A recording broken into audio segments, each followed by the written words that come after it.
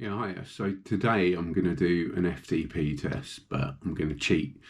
As you can see, I'm on Zwift at the moment, Zwift Power, looking for a race to do of around 20 minutes in duration. So when I say I'm cheating with the actual 20-minute FTP test, you normally do a very, very strenuous warm up, which is going to take some of the sharpness out of your fast twitch muscles. So you're going to go in there slightly fatigued, although very well warmed up. While I've done a warm up, it's not of the of the exertion that I'd have to use in one of the formal warm ups. So I've entered this race here,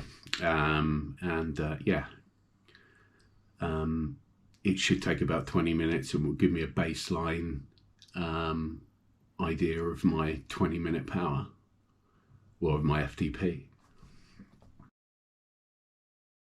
Okay, to answer a few questions quickly, what is an FTP test? Well, it is a functional threshold power test which sort of gauges how much power you can potentially put out for an hour.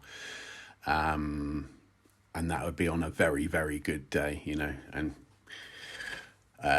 we normally do a 20-minute test and then take a percentage of that, 95% I think of the 20-minute power, then that's your FTP. And then basically that gives you power zones with which to work and improve your cycling, basically, just to make you a more powerful rider, a faster rider, a more able rider.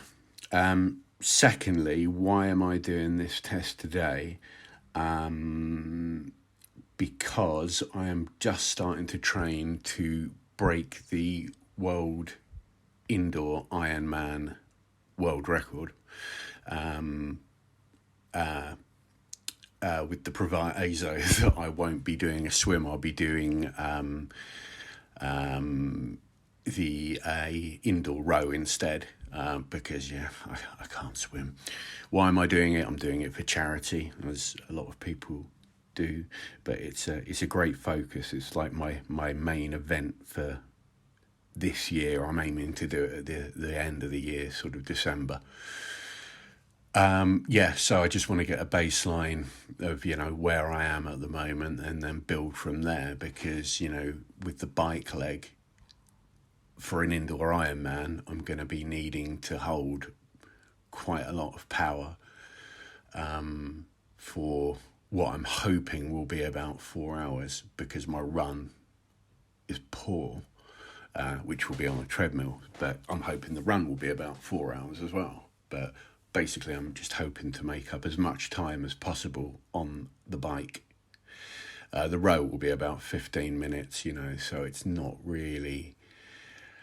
Obviously, it is an important element, but, you don't have to train that. I mean, I do train, of course, and I need to sort of, ramp up my training as well, so I can do as quick a 2.8 mile row as possible.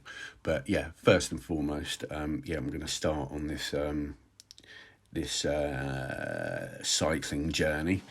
And my plan for this test was to go at about 335 watts, and then sort of tweak either up or down from there, depending on how I feel. At present, I seem to be doing all right. I'm quite comfortable at sort of 340, 350. When I say comfortable, I don't actually mean comfortable. I mean, I'm in a lot of discomfort, but it's manageable, Thing is, with a 20-minute test, a lot of it is about practice. You don't necessarily have to be really, really strong to do a good 20-minute test. You just have to be well practiced at it, because you can sort of... you can compartmentalize the suffering, the pain, and you can say, right, you know, it's going to hurt like this from this time to this time, then this from this time to this time, and in the end, you know, you basically want to be, ideally you want to be throwing up or, you know, on the verge of passing out. Lovely hobby we've got here. Another disclaimer here, you can probably see in the top right hand corner that my heart rate says it's 225 and it's not moving. That is not correct. I don't know what's going on with my heart rate monitor. I'm using a Wahoo at the moment. It's obviously not out of battery because I've replaced it numerous times, but yeah, I think I've just soaked it. So yeah, it's not loving me anymore. But I am, I'm probably, you know, I mean, my max heart rate's about 196, so at the moment I'm probably on about 175 or something like that. I'm using a Wahoo trainer, Wahoo kicker, and I'm also using, I'm not advertising for Wahoo or anything, but I'm also using their headwind fan, which is really, really good. I'm a heavy sweater. I'll probably lose about 3 litres of an hour in with a really heavy threshold VO2 max session. So, but it responds to power or speed. I think it's power. Got to be power, because if you're going up a mountain at full tilt, you're not going to be going very fast, and you're going to want a lot of air on your face. But I'm getting into this effort and starting to settle in.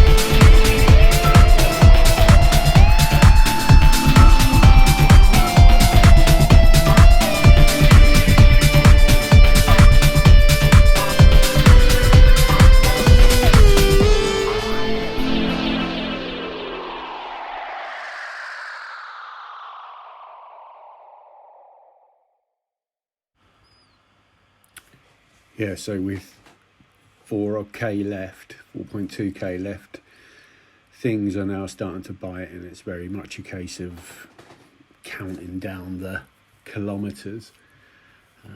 Yeah, tend to start going very slowly in the latter stages. Yeah, every 100 metres feels like it's taking an hour or so.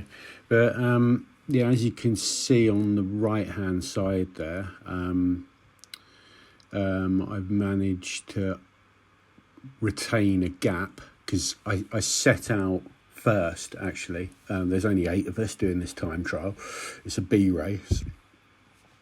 Yeah, I've managed to retain a gap between myself and second, and it's sort of gradually going up to sort of it's opening up to about a minute, which is good. So it looks like I've won the race. I would have much preferred to have started last, so I could have targets in front of me to tick off. That's another really good motivator when it comes to getting out your max power for a 20-minute test. It becomes less of an internal sort of dialogue, an internal struggle, and it's you're able to project your suffering, your pain, your power into another target, which is the person in front of you going up the road. But yeah, as it stands, I have had a bit of a target in that I want to obviously get the best 20-minute power possible, and all being well, open up a gap on those behind me. And if you look at the watts per kilo we're all putting out, it's all very similar. We're all on about 4, which is what I was hoping for. And if 4 or over, I would have been. I'm happy with that. It's easy to mistake raw power for. It's easy to look at these big power numbers and think, wow, that's a big power number. But if you look at my weight at the same time, that it's pretty average, really. Those power numbers. But I'm pretty happy all the same, considering I've done not a huge amount of structured training over the last year, really. I mean, last year I spent a lot of time doing ultra endurance rides off-road, so I was able to I kept a lot of good endurance fitness. But as far as top end stuff like this goes, I wasn't really doing a huge amount of it. And Zwift racing and generally training on Zwift online, Zwift or RGT, you get so much bang for your buck because you don't stop pedaling. Even on a flat course, if this was a flat course outside, you'd have to stop pedaling to go around corners, or you just ease off on slight descents. So you do get those micro breaks where you can ultimately recover. But here, if you stop pedaling, it's you sort of feel like you're wasting your time a bit. It's like, I'm not moving anymore. What's the point in not pedaling? So yeah, you just churn it out.